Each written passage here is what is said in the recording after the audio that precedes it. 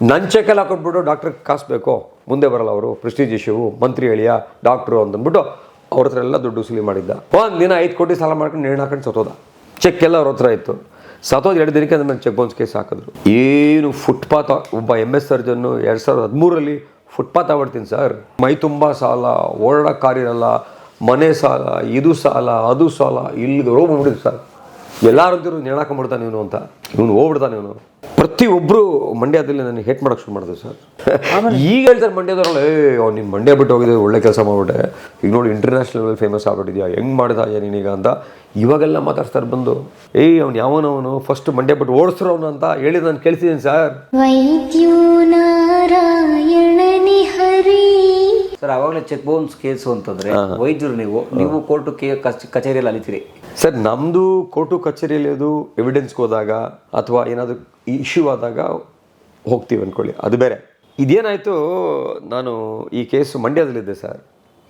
ಮಂಡ್ಯದಲ್ಲಿದ್ದೇನಾಯಿತು, ನಾನು ಏನೋ ಒಂಥರ ಕೆಟ್ಟ ಟೈಮ್ ಅನ್ಸ್ಬೋದು. ಈಗ 14 ವರ್ಷ 15 ವರ್ಷ ಭಾಳ ಕೆಟ್ಟ ಹೆಸರು ಬಂತು ಮಂಡ್ಯದಲ್ಲಿ. ಅವ್ನು ಸರಿ ಇಲ್ಲ, ಅವನ ಹಂಗೆ ಇವನ ಹಿಂಗೆ.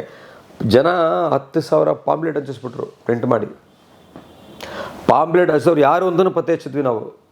ನಾನೇನು ಮಾಡಲಿಲ್ಲ ಅವ್ರನ್ನ. ನಾನು ಆಪ್ರೇಷನ್ ಮಾಡ್ತಾಯಿದ್ದೆ ಮಂಡ್ಯದಲ್ಲಿ. ಆಪ್ರೇಷನ್ ಯಾರಿಗೆ ಮಾಡ್ತಾಯಿದ್ದೆ, ಒಬ್ಬ HIV ಇರೋ ಪೇಷಂಟ್ಗೆ ಆಪ್ರೇಷನ್ ಮಾಡ್ತಾಯಿದ್ದೆ. ಇದೆ ಅಪೆಂಡಿಕ್ಸ್ ಆಪ್ರೇಷನ್ ಮಾಡ್ತಾಯಿದ್ದೆ. ಮಾಡಬೇಕಾದ್ರೆ ನೀಡ್ಲೋ ಕೈ ಹೊಡೆದ್ಬಿಡ್ತು ನಿಮಗೆ, ನನಗೆ. ಆಯಿತಾ, HIV ಪೇಷಂಟ್. ಹೌದು, ಅದು ಕೈ ಹೊಡೆದಾಗ ಅವ್ನು ವೈರಲ್ ಓಡಿಸ್ತದೆ ನೋಡಿದ್ವಿ. ಆಮೇಲೆ 1 ತಿಂಗಳು ನಾನು HIV ಮಾತ್ರೆಗಳೆಲ್ಲ ತೊಗೊಂಡೆ, ಅದೆಲ್ಲ ಸರಿ ಹೋಯಿತು, ನೀಟ್ ಕ್ಲೀನ್ ಪರ್ಫೆಕ್ಟು. ಆ ಪಾಂಪ್ಲೆಟಲ್ಲಿ ಹಿಂಗೆ HIV ಬಂದಿದೆ ಅಂತಲೂ ಹಾಕಿದರು ಮಂಡ್ಯದಲ್ಲಿ. 2ನೇದು ಎಷ್ಟೋ ಪಾಯಿಂಟಲ್ಲಿ ಹಾಕಿದ್ರು. ಇವನು ಯಾರೋ ಏನೂ ಇರಲಿಲ್ಲ, ಇವನಿಗೆ ಯಾವುದೋ ಹಳ್ಳಿಯಿಂದ ಬಂದ, ಕೋಲಾರಿಂದ, ಅವ್ರ ಅಪ್ಪ ವಿದ್ಯಾವಂತ, ಅವ್ರ ಅಮ್ಮ ವಿದ್ಯಾವಂತ, ಇಲ್ಲಿ ಬಂದೆಲ್ಲ ಮಜಾ ಹೊಡಿಸ್ತಾವನೆ SD ಜಯರಾಮರು ದುಡ್ಡನ್ನ ಅಂತ. ಅವ್ರಿಗೆ ನಮ್ಮ ಅಪ್ಪನ ಗಟ್ಲಿಸ್ ಒಂದು 30 ಸೈಟಲ್ಲಿ ಒಂದು ಗುಡಿಸ್ಲಿತ್ತು, ಅವ್ರಿಗೆ ಅದು ಇರಲಿಲ್ಲ. SD ಜಯರಾಮ್ಗೆ ಈ ಥರ ಪಾಂಪ್ಲೆಟಲ್ಲಿ ಹಾಕಿದ್ದು. 3ನೇದು, ಇವನು ಎಕ್ಸಾಮಲ್ಲಿ ಹುಡುಗಿರನ್ನ ಪಾಸ್ ಮಾಡೋಕ್ಕೆ, ನಾನು ಪ್ರೊಫೆಸರ್ ಆಗಿದ್ನಲ್ಲ, ಹುಡುಗಿರನ್ನ ಪಾಸ್ ಮಾಡೋಕ್ಕೆ ಹುಡುಗಿನೆಲ್ಲ ಬೆಡ್ರೂಮ್ ಕರ್ಕೊಂಡು ಹೋಗ್ತಾನೆ ಅಂತ ಪಾಂಪ್ಲೆಟಲ್ಲಿತ್ತು. ನಾನು ಎಕ್ಸಾಮ್ದಾರೆ ಆಗಿರಲಿಲ್ಲ ಅಂಥದ್ದು ಹಾಕಿದ್ರು. TVಯಲ್ಲಿ ಹಾಕ್ಸಿದ್ರು, TVನಲ್ಲಿ ಹಾಕ್ಸಿದ್ರು, TVಯಲ್ಲಿ ಹಾಕ್ಸಿದ್ರು. ಅವ್ರಿಗೆ ನಾನು ಕ್ಲಾರಿಫಿಕೇಷನ್ ಕೊಟ್ಟೆ, ಪತ್ರಿಕೆಯಲ್ಲಿ ಬರ್ಸೋದ್ರು, ಪೇಪರಲ್ಲಿ ಬರ್ಸೋದ್ರು. ಚಿತ್ರ ಹಿಂಸೆ ಆಗೋಯ್ತಲ್ಲಿ. ಎಷ್ಟು ವರ್ಷ? ಸುಮಾರು ಒಂದು 17 ವರ್ಷ ಸರ್, ಮಂಡ್ಯದಲ್ಲಿ. ಚಿತ್ರ ಹಿಂಸೆ ಆಗೋ. ನಾನು ಒಳ್ಳೆ ಸರ್ಜನ್ನು, ಚೆನ್ನಾಗಿ ಪಾಠ ಮಾಡ್ತಿದ್ದೆ. ನಮ್ಮ ಹುಡುಗರೆಲ್ಲ ಒಳ್ಳೆ ಪಾಠ ಕೇಳೋದು ಚೆನ್ನಾಗಿರ್ತಿದ್ದು. ದೊಡ್ಡ ದೊಡ್ಡ ಆಪ್ರೇಷನ್ಸ್ ಎಲ್ಲ ಮಾಡಿದ್ದೆ. ಇದೆಲ್ಲ ಇತ್ತು. ಅದ್ರ ಜೊತೆಗೆ ನಾನು ಸ್ವಲ್ಪ ಈ ನಮ್ಮ ಕುಟುಂಬದವ್ರು ರಾಜಕೀಯದವ್ರಲ್ವಾ, ಅದಕ್ಕೋಸ್ಕರ ಸ್ವಲ್ಪ ಆ್ಯಕ್ಟಿವ್ ಆಗಿದ್ದೆ. ಜನ ಮಾತಾಡ್ಸೋದು, ಜನ ಕಟ್ಟೋದು ಮಾಡ್ತಾಯಿದ್ದೆ. ಬಹುಶಃ ಅದರಿಂದ ಎಲ್ಲ ಟಕ್ ಅಂತ ರಿವರ್ಸ್ ಆಗಿ ಈ ಥರ ಆಯಿತು. ಆ ಚೆಕ್ ಬೌನ್ಸ್ ಕೇಸು ಎಲೆಕ್ಷನ್ಗೋಸ್ಕರ ಸಾಲ ಮಾಡಿದ್ದೆ ನಾನು. ಯಾರೋ ಪುಣ್ಯಾತ್ಮರು ಸಾಲ ಕೊಟ್ಟಿದ್ದರು. 1,03,00,000 ಬಡ್ಡಿ ಕಟ್ಬಿಟ್ಟು ಚೆಕ್ಸ್ ಎಲ್ಲ ವಾಪಸ್ ಇಸ್ಕೊಂಡು, ನನ್ನ ಹೆಂಡತಿ ಚಿಕ್ಕಪ್ಪ ಅಂತ ಯಾರೋ ದೂರದ ಚಿಕ್ಕಪ್ಪ, ಆ ಮನುಷ್ಯ ಇಟ್ಕೊಂಡಿದ್ದ. ನನ್ನ ಚೆಕ್ಕಲ್ಲಿ ಹಾಕೊಟ್ಬಿಟ್ಟು ಡಾಕ್ಟ್ರಿಗೆ ಕಾಸು ಬೇಕೋ, ಮುಂದೆ ಬರಲ್ಲ ಅವರು, ಪ್ರೆಸ್ಟೀಜ್ ಇಶ್ಯೂ, ಮಂತ್ರಿ ಎಳಿಯ ಡಾಕ್ಟ್ರು ಅಂತಂದ್ಬಿಟ್ಟು ಅವ್ರ ಹತ್ರ ಎಲ್ಲ ದುಡ್ಡು ವಸೂಲಿ ಮಾಡಿದ್ದ. ಒಂದು ದಿನ 5 ಕೋಟಿ ಸಾಲ ಮಾಡ್ಕೊಂಡು ನೇಣು ಹಾಕೊಂಡು ಸತ್ತೋದ. ಚೆಕ್ ಎಲ್ಲ ಅವ್ರ ಹತ್ರ ಇತ್ತು. ಸತ್ತೋದು 2 ದಿನಕ್ಕೆ ಅದ್ರ ಮೇಲೆ ಚೆಕ್ ಬೌನ್ಸ್ ಕೇಸ್ ಹಾಕಿದ್ರು. ಸೊ ಈ ರೀತಿಯ ಕಷ್ಟಗಳು ಏನು. ಫುಟ್ಪಾತ್, ಒಬ್ಬ MS ಸರ್ಜನ್ನು 2013ರಲ್ಲಿ ಫುಟ್ಪಾತ್ ಆಗ್ಬಿಡ್ತೀನಿ ಸರ್. ಮೈ ತುಂಬ ಸಾಲ, ಓಡಾಡೋಕ್ಕಾರಿರಲ್ಲ, ಮನೆ ಸಾಲ, ಇದು ಸಾಲ, ಅದು ಸಾಲ, ಇಲ್ಲಿಗೆ ಹೋಗ್ಬಿಟ್ಟಿದ್ದು ಸರ್. ಎಲ್ಲರೂ ಅಂತಿರು ನೇಣಾಕೊಂಡ್ಬಿಡ್ತಾನೆ ಇವನು ಅಂತ. ಇವನು ಹೋಗ್ಬಿಡ್ತಾನೆ ಇವನು. ನಮ್ಮ ಮನೆ ಸುತ್ತಮುತ್ತವರೇ ಕಮೆಂಟ್ ಮಾಡಿದ್ರು, ನಮ್ಮ ತಂದೆ ತಾಯಿ ಬಿಟ್ಟು ಸರ್, ನನ್ನ ಹೆಂಡತಿ ಭಾಳ ಒಂಥರ ವಿಶ್ವಾಸದಿಂದ. ಒಂದು ಟೈಮ್ ಇತ್ತು, ಅವರೆಲ್ಲ ಬಿಟ್ಟು ಬಾ ಅವನ ಜೊತೆ ಯಾಕಿರ್ತೀಯ ಅಂತ. ಅಂಥ ಟೈಮಲ್ಲಿ ನಿಂತಿರೋ ಜೊತೆಗೆ ನನ್ನ ಹೆಂಡತಿ. ನಮ್ಮ ತಂದೆ ತಾಯಿ ಮತ್ತು ನಮ್ಮ ಮಾವ ಒಬ್ಬರಿದ್ರು, ನಾರಾಯಣ ಸ್ವಾಮಿ ಅಂತ, ಅವ್ರು ತೀರ್ಕೊಂಡಿದ್ದಾರೆ ಈಗ. ಅವರು ನೀನು ಒಳ್ಳೇದಾಗ್ತೀಯ, ನಿಂಗೆ ಒಳ್ಳೇದಾಗುತ್ತೆ, ತಲೆ ಕೆಡಿಸ್ಕೊಬೇಡ ಅಂತ. ಸೊ ಅದನ್ನೆಲ್ಲ ಸರ್ ಪ್ರತಿಯೊಬ್ಬರು ಮಂಡ್ಯದಲ್ಲಿ ನನಗೆ ಹೇಟ್ ಮಾಡೋಕ್ಕೆ ಶುರು ಮಾಡಿದ್ರು ಸರ್. ನನಗೆ ಅನಸ್ತೀಶಾ ಕೊಡಬಾರ್ದು ಅಂತ ಅಸೋಸಿಯೇಷನ್ ಸರ್ಜನ್ ಅಲ್ಲ, ಅನಸ್ತೀಶಾ ಆಪ್ರೇಟ್ ಮಾಡೋಕ್ಕೆ ಅನಸ್ತೀಶಾ ಕೊಡಬಾರ್ದು ಅಂತ ಅನಸ್ತೀಶಾ ಅಸೋಸಿಯೇಷನ್ ಡಿಸೈಡ್ ಮಾಡಿದಾಗ ಸೋಮಸುಂದರ್ ಅಂತ ಪಾಪ ಕಷ್ಟವಾಗಿ ನಿಂತ ಸರ್. ಹುಡುಗ ಸರ್ ಜಾತಿ ಯಾವತ್ತಾದ್ರೂ ಇರುತ್ತೆ ಸರ್, ಆ ಹುಡುಗನ ಜೊತೆ ನಿಂತ ಸರ್. ಆಮೇಲೆ ಈ ಕೇಸ್ ಕಳಿಸ್ಬೇಕಲ್ವ ಡಾಕ್ಟ್ರಿಗೆ, ಡಾಕ್ಟ್ರ್ ಕಳಿಸ್ಬೇಕಾದ್ರೆ ಅವ್ನು ಮಂಡ್ಯದನ್ನೆಲ್ಲ ಕೇಸ್ ಕಳಿಸ್ಬಿಡಿ ಅಂತ ಹೇಳೋದು. ಮಂಡ್ಯದವ್ರು ಮಾತ್ರ ಕೇಸು ಆಪ್ರೇಷನ್ ಮಾಡಕ್ಕೆ ಕಳಿಸಿ ಅಂತ ಹೇಳೋದು. ಎರಡನೇದು ಗೌಡ್ರು ನಮ್ಮ ಗೌಡ್ರು ಕಳಿಸ್ ಅವ್ನು ಮಂಡ್ಯದ ಗೌಡ ಅಲ್ಲಪ್ಪ, ಅವ್ನು ಕೋಲಾರ ಗೌಡ, ಅವ್ನು ಕೇಸ್ ಕಳಿಸ್ಬಿಟ್ಟು ಅಂತ ಹೇಳೋದು. ಕೆಟ್ಟದಾಗಿ ನನ್ನ ಬಗ್ಗೆ ಮಾತಾಡೋದು. Paper, pamphlet, news, channel. ಆಮೇಲೆ ಮಂಡ್ಯ ಮೆಡಿಕಲ್ ಕಾಲೇಜಲ್ಲಿ ಕೆಲಸ ಮಾಡ್ತಾಯಿದ್ದೆ, ಸಸ್ಪೆಂಡು ಮಾಡಾಕ್ಬಿಟ್ರು. ಕಾರಣನೇ ಇಲ್ಲ, ಸಸ್ಪೆಂಡ್ ಮಾಡಾಕ್ಬಿಟ್ರು. ಸಸ್ಪೆನ್ಷನ್ ಇಟ್ಟಿದ್ರು 1.5 ವರ್ಷ.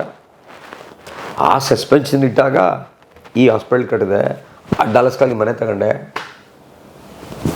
ಮಂಡ್ಯದಲ್ಲಿ ದೊಡ್ಡ ಆಸ್ಪತ್ರೆ ಒಂದು 120 ಬೆಡ್ ಕಟ್ಟಿದ್ದೀನಿ.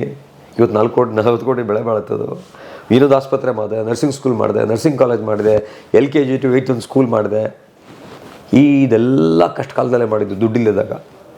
ಅದಕ್ಕೆ ಹಣ ಸಾಲ ಮಾಡೋದು, ಸಾಲ ತೀರಿಸೋದು. ಇದೇ ಮಾಡ್ಕೊಂಡಿದ್ರೆ ಚೆನ್ನಾಗಿರ್ತಿತ್ತು. ಇದು ಯಾವುದೋ ರಾಜಕೀಯದ ಕುಟುಂಬದಲ್ಲಿ ಮದುವೆ ಆಗ್ಬಿಟ್ಟು ಆ ಮನೆ ರಾಜಕೀಯನ ನಮ್ಮ ಮಾವ ಬಡಿ ಸರ್, ಪುಣ್ಯಾತ್ಮ, ಬದ್ಧತೆ ಇರೋ ರಾಜಕಾರಣಿ, ಅವ್ರ ಹೆಸರು ಉಳಿಸ್ಬೇಕು ಅಂತೇಳಿ. ನನ್ನ ಬಾಮ ಇದು ನಾನು ತುಂಬ ಒಳ್ಳೆ ಹುಡುಗನೇ, ಭಾಳ ಬದ್ಧತೆ ಇರೋಂಥವನು. Bad luck. ಸೊ ಆ ರಾಜಕೀಯಕ್ಕೆ ನಾನು ಕಷ್ಟ ಮಾಡಿ ಸಂಪಾದನೆ ಮಾಡೋದೆಲ್ಲ ದುಡ್ಡು ಹಾಕ್ಬಿಟ್ಟೆ. ಅದೆಲ್ಲ ಇವತ್ತು ನಾನು 30-40 ಸೈಟ್ ಬೆಂಗಳೂರು ತಗೊಂಡಿದ್ದರೆ 2 ಎಕರೆ 3 ಎಕರೆ ಜಮೀನು 1,000 ಕೋಟಿ ಇರೋದು. ಅಯ್ಯಪ್ಪ ಸರ್, 2017ರಲ್ಲಿ ನನ್ನ ಮಕ್ಕಳಿಗೆ ಫೀಸ್ ಕಟ್ಟಕ್ಕೆ ನನ್ನ ಹತ್ರ ದುಡ್ಡಿರಲಿಲ್ಲ. ಬರೀ 7-8 ವರ್ಷದಿಂದ. 17ರಲ್ಲಿ 14ರಲ್ಲಿ ನನ್ನ ಹತ್ರ ಕಾರ್ ಇರಲಿಲ್ಲ. ಏನೋ ಆಗೋದು ಬಿಡಿ, ಅದಲ್ಲ.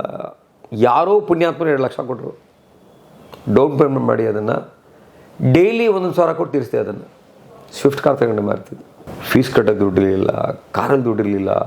ಅಲ್ಲಿಂದ ಇಲ್ಲಿ ಬರ್ತಾ ಇದ್ದೆ, ಬಸ್ಸಲ್ಲಿ ಬರ್ತಾ ಇದ್ದೆ, ಟೆಂಪೋಲ್ಲಿ ಬರ್ತಾ ಇದ್ದೆ, ಎಲ್ಲ ಮಾಡಿದ್ದೀನಿ ಸರ್. ಒಬ್ಬ MS ಸರ್ಜನ್ ಆಗಿ, ಒಬ್ಬ ಮಂತ್ರಿ ಅಳಿಯಾಗಿ. ಸೊ ಭಾಳ ಕಷ್ಟಪಟ್ಟಿದ್ದೀವಿ ನಾವು. ಈಗ ಹೇಳ್ತಾರೆ ಮಂಡ್ಯದವ್ರಲ್ಲ, ಅವ್ನು ನೀನು ಮಂಡ್ಯ ಬಿಟ್ಟು ಹೋಗಿದ್ದೆ, ಒಳ್ಳೆ ಕೆಲಸ ಮಾಡಿಬಿಟ್ಟೆ, ಈಗ ನೋಡಿ ಇಂಟರ್ನ್ಯಾಷನಲ್ ಫೇಮಸ್ ಆಗ್ಬಿಟ್ಟಿದ್ಯಾ, ಹೆಂಗೆ ಮಾಡ್ತಾ ಇದೆಯಾ ನೀನೀಗ ಅಂತ ಇವಾಗೆಲ್ಲ ಮಾತಾಡ್ತಾರೆ ಬಂದು. ಅವ್ನು ಯಾವನವನು ಫಸ್ಟ್ ಮಂಡ್ಯ ಬಿಟ್ಟು ಓಡಿಸ್ರವನು ಅಂತ ಹೇಳಿ ನಾನು ಕೇಳ್ತಿದ್ದೀನಿ ಸರ್. ಅಂದರೆ ಏನು ನೀವು ರಾಜಕೀಯವಾಗಿ ಬೆಳಿತೀರಿ ಅನ್ನೋ ವಿರೋಧ?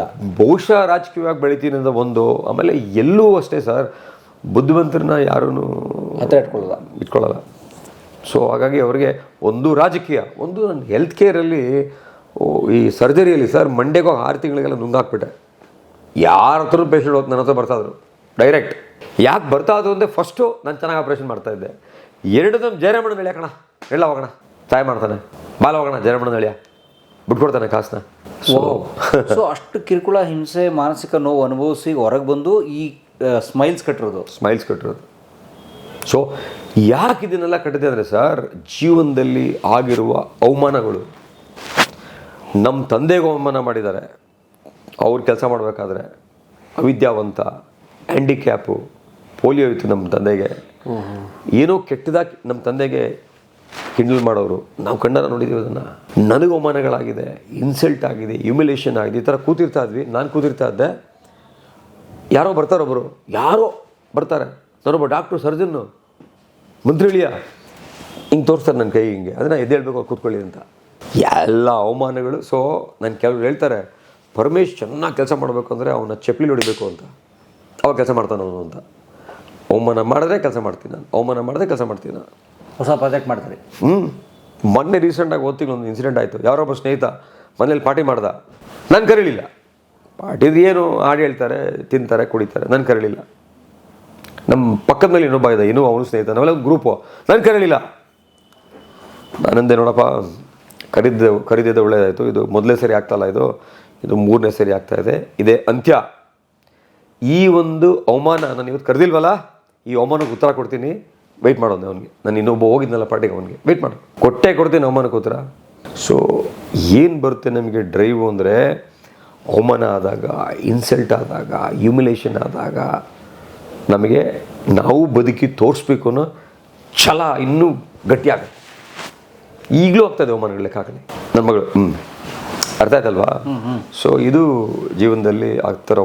ತುಂಬ ತಿಕ್ಸಂಡಿರ್ತಾರೆ, ನೀವು ಹೋಗ್ಬಿಟ್ಟು ನಾನು ಸರಿಯಿಲ್ಲ ಅಂತ ಹೇಳ್ತಾರೆ. ಚಿಕ್ಕ ವಯಸ್ಸೇ ನೋಡಿರ್ತಾರೆ, ಅವ್ರು ನಮ್ಮ ಹತ್ರ ಮಾತು ಬಿಟ್ಟು ಹಾಕೋದು. ಆಯಿತಾ? ಇವರು ಹೋಗ್ಬಿಟ್ಟು ಓ ಸರ್ ಪರ್ಮಿಷನ್ ಫ್ರೆಂಡು ಅಂದರೆ ಹೌದಾ ನೋಡೋದು. ಸೊ ಹಿಂಗೆ ಭಾಳಷ್ಟು ಅವಮಾನಗಳಾಗಿದೆ. ಮತ್ತು ಅಷ್ಟನ್ನು ಸಹಿಸ್ಕೊಂಡು ಮುಂದೆ ಹೋಗ್ತಿದ್ದೀರಿ ನೋಡಿ ನೀವು. ಆಮೇಲೆ ಏನಾಗುತ್ತೆ, ಈ MBBS ಮಾಡಬೇಕಾದ್ರೆ ಸರ್, ನಾವೆಲ್ಲ ಟೀಚರ್ಗಳು ಈ ಔಟ್ಸರ್ಜನ್ ಅಂತ ಮಾಡ್ತಾರಲ್ಲ, ಇಂಟರ್ನ್ಶಿಪ್ಪು 1 ವರ್ಷ. ಅವಾಗ ಏನು ಮಾಡ್ತಾರೆ, 2 ತಿಂಗಳು ನಮ್ಮ ಜೊತೆ ಕೆಲಸ ಮಾಡೋಕ್ಕೆ ಬರ್ತಾರೆ ಸರ್ಜರಿಗೆ. ಮುಗಿಸಿದ್ಮೇಲೆ ಅವರನ್ನು ನಮ್ಗೆ ಊಟ ಕೊಡಿಸ್ಬೇಕು. ಅದೊಂದು ಪದ್ಧತಿ. ಆ ಒಂದು ಪದ್ಧತಿನಲ್ಲಿ ಏನಾಗುತ್ತೋ ಒಂದು ಸರಿ ಈ ಪಾಪ ಮಕ್ಕಳೆಲ್ಲ ಸರ್ ಹೋಗೋಣ ಬೆಂಗಳೂರು ಮಂಡ್ಯದಲ್ಲೇ ಹೋಗೋಣ ಅಂತ. ಚೆನ್ನಾಗಿಲ್ಲ ಸರ್ ಇಲ್ಲಿ ಮೈಸೂರಿಗೆ ಹೋಗೋಣ ಅಂತ. ಸರಿ ಇಲ್ಲ 8 ಜನ ಇದ್ದರು, ಕಾರಲ್ಲಿ ಹೋಗ್ಬೇಕು ಇನ್ನೋವಾದಲ್ಲಿ. ನಮ್ಮ ಡ್ರೈವರ್ ಇದ್ದ. 8 ಜನ ಆಯಿತು, ಸರಿಯಾಗಿ ಕೂತ್ಕೊಳ್ಳೋಕ್ಕಲ್ಲ, ಹೆಣ್ಮಕ್ಳೆಲ್ಲ ಇದೆ ಅಂದ್ಬಿಟ್ಟು ಅವ್ನು ಇಳಿಸ್ಬಿಟ್ಟು ನಾನು ತಗೊಂಡೆ ಕಾರ್ನ ಡ್ರೈವ್ ಮಾಡೋಕ್ಕೆ. ಇಡೀ ರಾತ್ರಿ ಆಪ್ರೇಷನ್ ಮಾಡಿದ್ದೆ ಅವತ್ತು ಗೌರ್ಮೆಂಟ್ ಹಾಸ್ಪಿಟ್ಲಲ್ಲಿ, ನೈಟ್ ಡ್ಯೂಟಿ ಇತ್ತು. ಕಾರ್ ಇಟ್ಕೊಂಡು ಹೋದೆ ಮುಂದಕ್ಕೆ, ಅಲ್ಲೆಲ್ಲೋ ತೂಬಿನಕೆರೆ ಅಂತ ಬಂತು, ಅಲ್ಲಿ ನಿಲ್ಸೆ. ಇಲ್ಲೇ ತಿನ್ಬೇಡ ಬಿಡ್ರಮ್ಮ ಮೈಸೂರು ಯಾಕೆ ಸರ್, ಪ್ಲೀಸ್ ಸರ್ ಚೆನ್ನಾಗಿಲ್ಲ ಮೈಸೂರಿಗೆ ಹೋಗೋಣ ಅಂತ. ಸೊ ಮೈಸೂರಿಗೆ ಹೋಗಿದ್ದೀವಿ, ಊಟ ಮಾಡಿದ್ದೀವಿ, ಮತ್ತೆ ವಾಪಸ್ ಬಂದಿದ್ದೀನಿ. ಅಲ್ಲೊಂದು ಕಡೆ ಡೀಸೆಲ್ ಹಾಕ್ಸ್ಕೊಂಡಿದ್ದೀನಿ. ಮಂಡ್ಯಾಗೆ ಎಂಟ್ರಾದೆ, ನಿದ್ದೆ ಮಾಡ್ಬಿಟ್ಟೆ ಡ್ರೈವಲ್ಲೇ. ಇಡೀ ಹಿಂದಿನ ರಾತ್ರಿ ನಿದ್ದೆ ಇರಲಿಲ್ಲ. ನಿದ್ದೆ ಮಾಡ್ಬಿಟ್ಟೆ, ದಡ ಅಂತ ಗುದ್ಬಿಡ್ತು.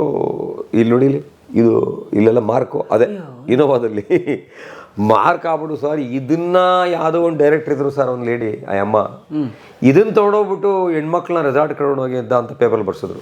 ಅದಕ್ಕೊಂದು ಎನ್ಕ್ವೈರಿ ಮಾಡಿಸಿದ್ರು. ಆ ಹೆಣ್ಮಕ್ಳೆಲ್ಲ ಪಾಪ ಬಂದರು ಆ ಎನ್ಕ್ವೈರಿಗೆ. ಎಷ್ಟು ಅಮ್ಮ ನೋಡಿ ಹೆಣ್ಮಕ್ಳಿಗೆ ಎಂಕ್ವೈರಿ ಆಫೀಸರ್ ಸರ್, ಇಲ್ಲ ಸರ್ ನಾವೇ ಕರ್ಕೊಂಡು ಹೋಗಿದ್ವಿ ಇವ್ರನ್ನ, ನಾವೇ ಬಲವಂತ ಮಾಡಿ ಮೈಸೂರು ಕರ್ಕೊಂಡು ಹೋಗಿದ್ವಿ ಸರ್, ಇವ್ರು ಸರ್ದೇನೂ ತಪ್ಪಿಲ್ಲ ಅಂತ ಹೇಳಿದ್ರು ಅವರು. ಈ ರೀತಿಯ ಭಾಳ ಚಿತ್ರಹಿಂಸೆಗಳು ಮಾಡಿದ್ದಾರೆ ಈ ಸರ್ಕಾರಿ ವ್ಯವಸ್ಥೆಲಿ. ಇವೆಲ್ಲ ಇದಾವೆ ನೋಡಿ. ತುಂಬ ಸರ್. ಆಮೇಲೆ ವೈದ್ಯರು ಅಂದರೆ ಅವ್ರಿಗೇನೋ ಬೇರೆ ಥರದ ಲೆವೆಲಲ್ಲಿ ನಾವು ನೋಡ್ತಿರ್ತೀವಿ, ಅದೆಲ್ಲ ಎಕ್ಸ್ಕ್ಯೂಸೇ ಇಲ್ಲ. ಹೇಗೆ ಈ ಸರ್ಕಾರಿ ವ್ಯವಸ್ಥೆಯ ಚಿತ್ರಹಿಂಸೆಗಳಿದಾವೆ ಅವೆಲ್ಲ ಇದ್ದೇ ಎಲ್ಲ ಕಡೆ ಪೊಲಿಟಿಕ್ಸ್ ಸರ್. ಈಗ ನಮ್ಮದು ಅಸೋಸಿಯೇಷನ್ ಇದೆ, ಡಾಕ್ಟರ್ಸ್ ಅಸೋಸಿಯೇಷನ್. ಒಬ್ಬರು ಅಧ್ಯಕ್ಷರು ನಿಲ್ತಾರೆ, ಇನ್ನೊಬ್ಬರು ಅಧ್ಯಕ್ಷರು ನಿಲ್ತಾರೆ. ಅದು ಪೊಲಿಟಿಕ್ಸ್ ಅಲ್ವಾ? ಅದೇ ಪೊಲಿಟಿಕ್ಸ್ ಅಲ್ವ? ನಾವು ಅವ್ರಿಗೆ ಹಂಗೆ ಇವ್ರಿಗೆ ಹಂಗು ಅಂತ. ನಾನು ಪೊಲಿಟಿಕ್ಸಲ್ಲಿ ನಿಂತೇ ಇಲ್ಲ, ನಾನು ಓಟು ಹಾಕಿಲ್ಲ ಯಾವ ಅಸೋಸಿಯೇಷನ್ ಮೆಂಬರ್ ಮಾತ್ರ ಅಷ್ಟೇ. ನಾನು ಮೀಟಿಂಗ್ ಹೋಗಲ್ಲ, ಎಲೆಕ್ಷನ್ಗೆ ಹೋಗಲ್ಲ, ವೋಟಿಂಗ್ ಹೋಗಲ್ಲ, ಲೈಫಲ್ಲಿ ಹೋಗಿಲ್ಲ. ಸ್ಟೂಡೆಂಟ್ ಆಗಿದ್ದಾಗ ಜನರಲ್ ಸೆಕ್ರೆಟರಿ ಆಗಿದ್ದೆ, ಜೂನಿಯರ್ ಡಾಕ್ಟರ್ ಅಸೋಸಿಯೇಷನ್ ಪ್ರೆಸಿಡೆಂಟ್ ಆಗಿದ್ದೆ. ಅಶ್ವಥ್ ನಾರಾಯಣ ಆಮೇಲೆ ನಾನೇ ಆಗಿದ್ದು JDA ಪ್ರೆಸಿಡೆಂಟ್. ಅಶ್ವಥ್ ನಾರಾಯಣ BMCನ? ಇಲ್ಲ, ಅವ್ರು ಮಂಗಳೂರು ಓದಿದ್ರು, ಆಮೇಲೆ ಟ್ರಾನ್ಸ್ಫರ್ ತೊಗೊಂಡು ಇಂಟರ್ನ್ಶಿಪ್ ಮಾಡೋಕ್ಕೆ BMCಗೆ ಮೆಡಿಕಲ್ಲೇ. ಹೌದು. ಓಕೆ. ಅವ್ರು ಪ್ರಾಕ್ಟೀಸ್ ಮಾಡ್ತಿದ್ರಾ?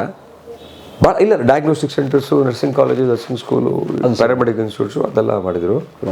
ಭಾಳ ಬುದ್ಧಿವಂತರು. ಓಕೆ. ಬಟ್ ಈಗ ಹೇಗಿದ್ದೀರಿ? ಅಯ್ಯೋ ಈಗ top of the world sir. ಇವತ್ತು ನಮ್ಮ ವ್ಯಾಲ್ಯೂಯೇಷನ್ ನಾವು ಮಾಡಿರೋ ಬಿಸ್ನೆಸ್ಸು, ಹಾರ್ವರ್ಡ್ ಬಿಸ್ನೆಸ್ನವರು ನಮ್ಮ ಕೇಸ್ ಸ್ಟಡಿ ಮಾಡ್ತಾ ಇದ್ದಾರೆ. ಸೋಷಲ್ ಇಂಪ್ಯಾಕ್ಟು, ಈ ರೀತಿ ಒಂದು ಕಾಯಿಲೆಗಳಿಗೆ ಮನಸ್ಸು ಬಿಚ್ಚಿ ಮಾತಾಡಿದ್ದಾರೆ ಇವರು. ರೀಚ್ ಆಗಿದ್ದಾರೆ ಜನಕ್ಕೆ. ಪ್ರತಿ ತಿಂಗಳು ಒಂದು ದಿನ, ಒಂದು ಸಂಡೇ ಒಂದು ತಾಲೂಕಲ್ಲಿ ಕ್ಯಾಂಪ್ ಮಾಡ್ತೀನಿ. ದೇವದುರ್ಗ ಹೋಗಿದ್ದೆ, ನೆಕ್ಸ್ಟ್ ಮಂತ್ ಸಿರ್ಸಿಗೆ ಹೋಗ್ತಾ ಇದ್ದೀನಿ. ಇಡೀ ಕೋಲಾರ ಜಿಲ್ಲೆ, ಚಿಕ್ಕಬಳ್ಳಾಪುರ ಜಿಲ್ಲೆ, ಮಂಡ್ಯ ಜಿಲ್ಲೆ ಕ್ಯಾಂಪ್ಸ್ ಎಲ್ಲ ಕವರ್ ಮಾಡಿದ್ದೀನಿ. ಪ್ರತಿ ಮನೆ ಬಾಗಿಲಿಗೂ ತಲುಪ್ತಾ ಇದ್ದೀವಿ ಅವೇರ್ನೆಸ್ ಮೂಡ್ಸೋಕ್ಕೆ. ಪ್ಲಸ್ ಬಿಸ್ನೆಸ್ ಮಾಡಿದ್ದೀವಿ. ಹಾಸ್ಪಿಟಲ್ ಬಿಸ್ನೆಸ್ ಅಲ್ವಾ, 30% ಟ್ಯಾಕ್ಸ್ ಕಟ್ಟಬೇಕು ನಾವು. ಸೊ ನಮ್ಮ ಬಿಸ್ನೆಸ್ ಮಾಡಲು, ನಾವು ಟ್ರೀಟ್ ಮಾಡಿದ ಕಾಯಿಲೆಗಳು, ನಮ್ಮ ರಿಸಲ್ಟು, ಯಾವ ರೀತಿ ನಾವು ರೀಚ್ ಆಗ್ತಾ ಇದೀವಿ ಬಡವರಿಗೆ, ಹಳ್ಳಿ ಜನಕ್ಕೆ, ತಾಲೂಕು ಜನಕ್ಕೆ, ಹೋಬಳಿ ಕೇಂದ್ರಕ್ಕೆ ಅಂತೇಳಿ ಮಾಡೋದು. ಇದನ್ನೆಲ್ಲ ಸ್ಟಡಿ ಮಾಡೋಕ್ಕೆ ಹಾರ್ವರ್ಡ್ ಬಿಸ್ನೆಸ್ ಸ್ಕೂಲ್ ಅವರು 1 ತಿಂಗಳಾಗಿದೆ ಸ್ಟಾರ್ಟ್ ಮಾಡಿದೆ ಸ್ಟಡಿನ. ಹಾರ್ವರ್ಡ್ ಅಮೆರಿಕಾದಲ್ಲಿ. ಓಕೆ. ಈ ಮ್ಯಾನೇಜ್ಮೆಂಟ್ ಬುಕ್ಗಳಲ್ಲಿ ಕೇಸ್ ಸ್ಟಡಿಗಳಿರ್ತವೆ. ಎಕ್ಸಾಕ್ಟ್ಲಿ. ಸೊ ಆ ಕೇಸ್ ಸ್ಟಡಿ ನಿಮ್ದು ಬರುತ್ತೆ ನೆಕ್ಸ್ಟ್ ಅಲ್ಲಿ ಬರುತ್ತೆ. ನೆಕ್ಸ್ಟ್ ಇಯರ್ ಹಾರ್ವರ್ಡ್ ಕರೀತಾರೆ, ನನಗೆ ಅಲ್ಲಿ ಪಾಠ ಮಾಡಬೇಕು. ಅರ್ಥ ಆಯ್ತಲ್ವಾ? ಸೊ ಇದ್ರ ಮಧ್ಯ ಹೇಗೆ ಮಾಡೋದು ಬಿಸ್ನೆಸ್ಸು ಅಂತ, ಇಂಡಿಯನ್ ಸ್ಕೂಲ್ ಆಫ್ ಬಿಸ್ನೆಸ್ ಅಂತ ಒಂದು ಪ್ರೆಸ್ಟೀಜ್ ಬಿಸ್ನೆಸ್ ಸ್ಕೂಲ್, ಅದು ನಂಬರ್ 1 ದೇಶದಲ್ಲಿ. ಅಲ್ಲಿಗೆ ಹೋಗಿ ISB-ನಲ್ಲಿ 1 ವರ್ಷ ಕಲಿತೆ ಮ್ಯಾನೇಜ್ಮೆಂಟ್ನ. ಆಮೇಲೆ ಇನ್ನೊಂದು 6 ಮಂತ್ಸ್ ಇನ್ನೊಂದು ಕೋರ್ಸ್ ಮಾಡಿದೆ. ಈಗಲೂ IMM ಅಹಮದಾಬಾದಲ್ಲಿ ಓದ್ತಾ ಇದ್ದೀನಿ ನಾನು. Life long learner sir, A perpetual student. ಇದು ನಮ್ಮ ಪೈಲ್ಸು, ಫಿಶರು, ಫಿಸ್ಚುಲಾ, ಕಾನ್ಸ್ಟಿಪೇಷನ್, ಮನಬದ್ಧತೆಯ ಕತೆ ಪಯಣ. ನನಗೆ ಎಷ್ಟೋ ಜನ ಕಿಂಡಲ್ ಮಾಡ್ತಾರೆ, ಪೈಲ್ಸ್ ಪರಮೇಶ್ವರ ಅಂತ. ಇಟ್ಸ್ ಓಕೆ ಅಂತ. ಸೊ ಅದು ಪ್ರೈಡ್ ಆಗಿ ತಗೋತಾರೆ. It's okay man. ನಾನು ಪೈಲ್ಸ್ ಡಾಕ್ಟರ್ ಅಂತ ಕೇಳಿ ಸುಖ. It's okay. ನಾನು ಪೈಲ್ಸ್ ಡಾಕ್ಟ್ರೇ ಹೌದಪ್ಪ, ತಪ್ಪೇನೀಗ? ಪೈಲ್ಸ್ ಒಂದೇ ಮಾಡಲ್ಲ, ಬೇರೆ ಬೇರೆನೂ ಮಾಡ್ತೀವಿ. ನಮ್ಮನ್ನು ಪೈಲ್ಸ್ ಡಾಕ್ಟ್ರು ಅಂತಾರೆ, ನಮಗೂ ಕಿಂಡಲ್ ಮಾಡ್ತಾರೆ, ನಮಗೂ ಜೋಕ್ ಮಾಡ್ತಾರೆ, ಎಲ್ಲ ಪಾರ್ಟಿ ಮಾಡ್ತಾ ಇರ್ತಾರೆ. ಕೂತ್ಕೊಂಡಿರ್ತೀವಿ ನಾನು, ಬಂದ ನೋಡಪ್ಪ ಅಂತಾರೆ. ಬಟ್ ನಾವು ನೋವು ಕಡಿಮೆ ಮಾಡಿದ್ದೀನಲ್ಲ 6 ಲಕ್ಷ ಕುಟುಂಬಗಳಿಗೆ, ಅವರೆಲ್ಲ ಆರೈಕೆ ಮಾಡ್ತಾರೆ, ಆಶೀರ್ವಾದ ಮಾಡ್ತಾರೆ. ನಿಖಿಲ್ ಕಾಮತ್ ಮೊನ್ನೆ ಯಾವುದೋ ಒಂದು ಪಾಡ್ಕಾಸ್ಟ್ ಹೇಳ್ತಾಯಿದ್ರು, ಡೈಲಿ ಎಷ್ಟು ಜನರ ಬ್ಲೆಸ್ಸಿಂಗ್ಸು, ಆಶೀರ್ವಾದ ನಿಮಗೆ ಸಿಗುತ್ತೋ ಅಷ್ಟು ನೀವು ಎತ್ತರಕ್ಕೆ ಹೋಗ್ತಾ ಇದ್ದೀರಾ ಅಂತ. ನಮಗೆ ಡೈಲಿ ಬ್ಲೆಸ್ಸಿಂಗ್ ಸಿಗುತ್ತೆ ಇಲ್ಲಿ ಹಾಸ್ಪಿಟ್ಲಲ್ಲಿ. ಅದಕ್ಕಿಂತ ಬೇಕಾ ಸರ್ ಆರೈಕೆ? ನಿಮ್ಮ ದೇವರೊಳ್ಳೆ ನಿಮ್ಗೆ ಒಳ್ಳೇದು ಮಾಡಲಿ, ನಿಮ್ಮ ಮಕ್ಕಳಿಗೆ ಒಳ್ಳೇದು ಮಾಡಲಿ. ಸರ್ ಮುಸ್ಲಿಮ್ಸು ಮೆಕ್ಕಾಗೆ ಹೋಗ್ಬಿಟ್ಟು ವೀಡಿಯೋ ಕಾಲ್ ಮಾಡ್ತಾರೆ ಸರ್, ಅಲ್ಲಿಂದ ಖಜೂರ್ ತರ್ತಾರೆ ಸರ್, ಅಲ್ಲಿಂದ ತೀರ್ಥಾಟ ತರ್ತಾರೆ ಸರ್. ಕ್ರಿಶ್ಚಿಯನ್ಸು ಚರ್ಚ್ಗೆ ಹೋಗಿ ನನ್ನ ಹೆಸರಲ್ಲಿ ಪ್ರೇಯರ್ ಮಾಡ್ತಾರೆ ಸರ್. ತಿಂಗಳು ಹಾಸನದಲ್ಲಿ ನನ್ನ ಬಗ್ಗೆ ಪ್ರೇಯರ್ ಮಾಡಿದ್ದಾರೆ ಸರ್ ಮುಸ್ಲಿಮ್ಸು. ನನಗೆ ಆಕ್ಸಿಡೆಂಟ್ ಆಗಿತ್ತಲ್ಲ, ನಮ್ಮ ಹಾಸ್ಪಿಟಲ್ ಇದೆ ಮಂಡ್ಯದಲ್ಲಿ, ಬೆಳಗ್ಗೆ ನೋಡ್ತೀನಿ ಫುಲ್ಲು ಮುಸ್ಲಿಮ್ಸ್ ಒಂದು ಕುರಿ ತಂದುಬಿಟ್ಟಿದೆ, ಕುರಿ ಸತ್ಕಾ ಅಂತೆ, ಒಂದು ಜೀವ ಬಚಾವಾದ ಜೀವ ಬಲಿ ಕೊಡಬೇಕಂತೆ. ಆ ಕುರಿನ ಕಡಿದುಬಿಟ್ಟು ಬಡವರಿಗೆಲ್ಲ ಮಟನ್ ಹಂಚಿದ್ರು ಮುಸ್ಲಿಮ್ಸ್ ಎಲ್ಲ. ಆ ಲೆವೆಲ್ಗೆ ಇಷ್ಟಪಡ್ತಾರೆ ಮಂಡ್ಯದಲ್ಲಿ ಮುಸ್ಲಿಮ್ಸು. ನಾನು ಸಸ್ಪೆಂಡ್ ಆದಾಗ ಚರ್ಚ್ ಕೇಳಿಬಿಟ್ರು ಮುಸ್ಲಿಮ್ಸ್ ಎಲ್ಲ, ಬಸ್ನ ಅದು ಇದು ಎಲ್ಲ ಫುಲ್ಲು. ಆ ಲೆವೆಲ್ಗೆ ಸ್ಟ್ರೈಕ್ ಆಯ್ತು ನನ್ನ ಸಸ್ಪೆಂಡ್ ಆದಾಗ. ಮಿನಿಸ್ಟ್ರ್ ಕಾರ್ನೇ ಹೊಡೆದಾಕ್ಬಿಟ್ರು. ಆ ಲೆವೆಲ್ಗೆ ಅಂದರೆ ಸರ್ವಿಸ್ ಮಾಡಿದೆ ನನ್ನ ಜನಕ್ಕೆ. ಹಾಗೆ ಈಗ ಎಷ್ಟು ಸ್ಮೈಲ್ಸ್ 9 ಬ್ರಾಂಚ್ ಇದೆ, 9 ಕ್ಲಿನಿಕ್ ಇದೆ. ಇದೊಂದು ದೊಡ್ಡ ಬ್ರ್ಯಾಂಚು, HS ಒಂದು ದೊಡ್ಡ ಬ್ರ್ಯಾಂಚು, 27 ಓಪನ್ನು. ಮಾರ್ಚ್ 31 ಒಳಗೆ ಹುಬ್ಳಿ ಒಳಗೊಂದು, ಮಂಗಳೂರಲ್ಲೊಂದು ಮಾಡ್ತೀವಿ. ಸೂಪರ್. ನಮ್ಮ ವಿಷನ್ ಇರೋದು ಸರ್, ನೆಕ್ಸ್ಟ್ 10 ವರ್ಷದಲ್ಲಿ ಇಂಡಿಯಾದಲ್ಲಿ ಒಬ್ಬ ನಕಲಿ ವೈದ್ಯನು ಇರಬಾರ್ದು, ಔಟ್. ಎರಡನೇದು, ನೆಕ್ಸ್ಟ್ 10 ವರ್ಷದಲ್ಲಿ ಕೋಲೋನ್ ಕ್ಯಾನ್ಸರಿಂದ ಯಾರೂ ಸಾಯಬಾರ್ದು, ಬೇಗ ಡಯಾಗ್ನೋಸ್ ಮಾಡಬೇಕು, ಬೇಗ ಟ್ರೀಟ್ ಮಾಡಬೇಕು. ನೆಕ್ಸ್ಟ್ 10 ವರ್ಷದಲ್ಲಿ ಮಕ್ಕಳೆಲ್ಲ ಆರೋಗ್ಯವಾದ ಊಟ ಮಾಡಬೇಕು. ಇದು 3 ಗುರಿ ಇಟ್ಕೊಂಡು ಕೆಲಸ ಮಾಡ್ತಾಯಿದ್ದೀವಿ. ಇನ್ನು 10 ವರ್ಷಕ್ಕೆ ಇಡೀ ಇಂಡಿಯಾದಲ್ಲಿ ನಮ್ಮದು ಸ್ಮೈಲ್ಸ್ ಹಾಸ್ಪಿಟಲ್ ಇರುತ್ತೆ. ಯಾಕೆ ಅಂತ ಹೇಳಿದ್ರೆ, ಬರೀ ಅವೇರ್ನೆಸ್ ಮೂಡಿದ್ರೆ ಸಾಲದು ಜನಕ್ಕೆ, ಆಕ್ಸೆಸಿಬಿಲಿಟಿ ಅಂತಾರೆ, ಆಸ್ಪತ್ರೆ ಪಕ್ಕದಲ್ಲಿ ಇರಬೇಕು. ಕರೆಕ್ಟಾ? ಕೈಗೆ ಎಟ್ಕೊಂಗಿರ್ಬೇಕು. ಈಗ ಯಾರು ಯಾವುದೋ ಸಿರುವಾರಿಂದ ಬಂದಿದ್ರು, ಅಲ್ಲಿಂದ ಬಂದಿರೋ ಇಲ್ಲಿಗೆ, ಮತ್ತು ಅವರಿಗೆ ರಾಯಚೂರಲ್ಲೇ ಹಾಸ್ಪಿಟ್ಲ್ ಇರಬೇಕು, ಆಕ್ಸೆಸಿಬಲ್ ಅಂತ. ಬರೀ ಆಸ್ಪತ್ರೆ ಇದ್ದರೆ ಸಾಲದು, ಅಫೋರ್ಡಬಿಲಿಟಿ, ಕಾಸು ಕೊಡೋ ಶಕ್ತಿ ಇರಬೇಕು ಅವ್ರಿಗೆ. ಬರೀ ಅಫೋರ್ಡಬಿಲಿಟಿ ಇದೆ ಸಾಲದು, ಅವ್ರಿಗೂ ಅಡ್ವಾನ್ಸ್ ಟ್ರೀಟ್ಮೆಂಟ್ ಸಿಗಬೇಕು. So awareness, accessibility, affordability, advanced, ಈ 4 ಇಟ್ಕೊಂಡು ಇಡೀ ದೇಶಾದ್ಯಂತ ಹಾಸ್ಪಿಟಲ್ಸ್ ನಾವು ಮಾಡ್ತೀವಿ. ಇನ್ವೆಸ್ಟರ್ಸ್ ಕ್ಯೂವಲ್ಲಿದ್ದಾರೆ, ಎಷ್ಟು ಕೋಟಿ ಬೇಕೋ ತಗೊಳ್ಳಿ ಅಂತ. ಟೈಮ್ಸ್ BCCL ಅಂತ ದಿನ ಫೋನ್ ಮಾಡ್ತಾರೆ, 100 ಕೋಟಿ ಹಾಕ್ತೀವಿ ನಿಮ್ಮ ಮೇಲೆ ಮಾಡಿ ಅಂತ. ನಮ್ಗೆ ಇವಾಗ ಬೇಡ, ಟೈಮ್ ಬಂದಾಗ ತೊಗೊಳ್ತೀವಿ ಅಂತ ಹೋಗ್ತಾ ಇದೀವಿ. ಸರ್, ಬ್ಯಾಂಕ್ ಸಾಲ ಕೊಟ್ಟಿಲ್ಲ, 3% ಬಡ್ಡಿ, 4% ಬಡ್ಡಿ, 5% ಬಡ್ಡಿ, 6% ಬಡ್ಡಿ ಕಟ್ಟಿದ್ದೀನಿ. ಮಂಡ್ಯದಲ್ಲಿ ಆಪ್ರೇಷನ್ ಮಾಡ್ತಾಯಿನಿ, ಸಾಲದವ್ರು ಬಂದು ನಮ್ಮ ಮನೆ ಮುಂದೆ ಚಾಪೆ ಹಾಕೊಂಡು ಕೂತ್ಕೊಂಡ್ಬಿಟ್ಟವ್ರೆ. ನಮ್ಮ ಮನೆ ಮುಂದೆ ಈಗ ಮನೆಗೆ ಬಂದಿರೋ ಚಾಪೆ ಹಾಕೊಂಡು ಕೂತ್ಕೊಂಡ್ಬಿಟ್ಟವ್ರೆ. ನನ್ನ ಹೆಂಡತಿ ಗಾಬರಿ ಆಗಿ ಫೋನು ಕೂತ್ಕೊಂಡ್ಬಿಡವ್ರೆ ಅಂತ. ಭಾಸ್ಕರ್ ಅಂತ ಪುಣ್ಯಾತ್ಮ ಹೋಗ್ಬಿಟ್ಟು ಸಮಾಧಾನ ಮಾಡಿ ಕಳಿಸಿದ್ದ. ಯಾವತ್ತು ನನಗೆ ಬ್ಯಾಂಕ್ ಸಾಲ ಕೊಡ್ತಾ ಇರಲಿಲ್ಲ, ಯಾವತ್ತು ನನಗೆ ಯಾರೂ ಸಾಲ ಕೊಡ್ತಾ ಇರಲಿಲ್ಲ. ಇವತ್ತು ಇನ್ವೆಸ್ಟರ್ಸು 100 ಕೋಟಿ ಹಾಕ್ತೀನಿ ಬಂದು ಕೂತವ್ರು. ಇವಾಗ ಫ್ರೆಂಡ್ಸ್ ಎಲ್ಲ ಇದ್ದರು ಸರ್. ಒಂದು ಹಾಸ್ಪಿಟ್ಲ್ ಮಾಡಿದ್ವಿ ಸರ್, ಹಾಸ್ಪಿಟ್ಲ್ ಕೊಲಾಪ್ಸ್ ಆಯಿತು ಸರ್.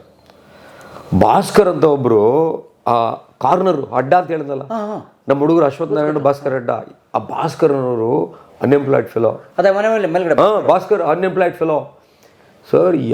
ಇಡೀ ಫ್ರೆಂಡ್ಸು ನೆಂಟರು ಎಲ್ಲ ಕೈ ಬಿಟ್ಬಿಟ್ರು ಸರ್. ಅವನು ಮನೆ ಮಾರ್ಟ್ಗೇಜ್ ಮಾಡಿ 35 ಲಕ್ಷ ಸಾಲ ಕೊಡಿಸ್ದೆ ಸರ್. ನನ್ನ ಫ್ರೆಂಡ್ಸ್ ಎಲ್ಲ ಅವನಿಗೆ ಕೊಡಬೇಡ ಹೋದ್ರೆ ಹೋಗ್ಲಿ ಬಿಡ ಅಂತ ಹೇಳ್ಬಿಟ್ಟು ಮನೆ ಮಾರ್ಟ್ಗೇಜ್ ಮಾಡಿ ನನಗೆ 35 ಲಕ್ಷ ಸಾಲ ಕೊಡಿಸಿದ್ರು. ಜೊತೆಗಿದ್ದ ಫ್ರೆಂಡ್ಸು ಅವ್ರು ದುಡ್ಡು ಹಾಕಿದ್ರು ಹಾಸ್ಪಿಟ್ಲಿಗೆ, ಕಿತ್ಕೊಂಡ್ಬಿಟ್ರಲ್ಲ. ಒಬ್ಬ ಅಂತೂ ಟಾರ್ಚರ್ ಮಾಡಿ ಕಿತ್ಕೊಂಡ. ನೆನ್ಸ್ಕೋಬೇಕು ಅವನ ಪುಣ್ಯಾತ್ಮನ. ಸೊ ಎಲ್ಲರ ದುಡ್ಡು ಕೊನೆ ಪೈಸದವರೆಗೂ ಕೊಟ್ಬಿಟ್ಟಿದ್ದೀನಿ ಸರ್.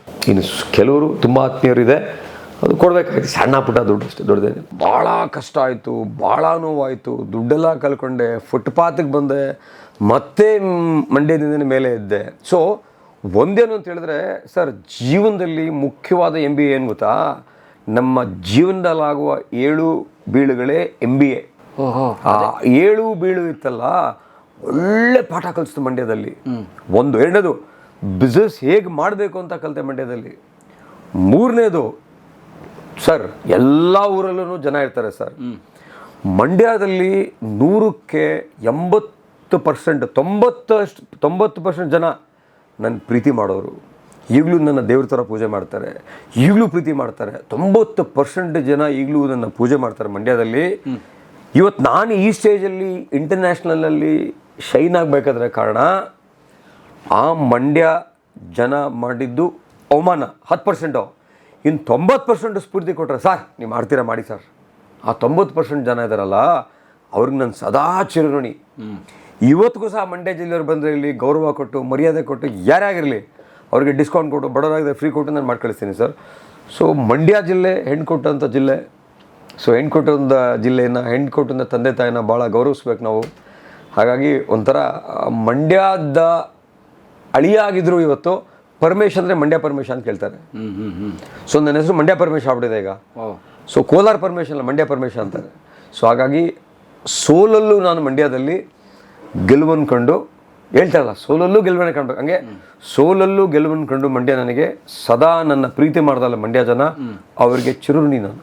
ಓಕೆ. ನಾನು ಸ್ಟ್ರೈಕ್ ಸಸ್ಪೆಂಡ್ ಆದಾಗ ಪ್ರತಿಯೊಬ್ಬರು ಬೀದಿಗಳು ಗರಡೆ ಮಾಡಿದ್ರಲ್ಲ, ಅವ್ರಿಗೆ ಚಿರುಋಣಿ ನಾನು. ಸೊ ಒಟ್ಟಿನಲ್ಲಿ ಮಂಡ್ಯ ಜಿಲ್ಲೆ ಜನತೆಗೆ ಸದಾ ನಾನು ಜೀವನದ ಕೊನೆ ಉಸಿರು ಇರೋವಾಗೂ ಚಿರಋಣಿಯಾಗಿರ್ತೀನಿ. ನನಗೆ ಸೋಲು ಗೆಲುವು ಎರಡನ್ನೂ ಕೊಟ್ಟಿದೆ ಜಿಲ್ಲೆ. ನಾನು ಎಕ್ಸ್ಪರ್ಟ್ ಆಗಿದ್ದು ಅದೇ ಜಿಲ್ಲೆನಲ್ಲೇ.